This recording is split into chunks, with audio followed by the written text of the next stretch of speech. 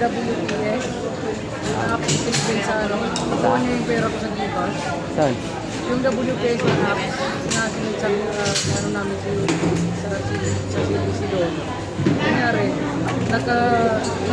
ano parang doon kami nag-fill up ng pangalan, yung na sa uba.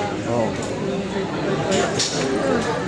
Ah, Nilagay yung number mo. 25 ako nag-fill up. Ngayon, dito ko man sa araw. Yung pera ko dito. Kuha niya yung pera ko. Hacker yun.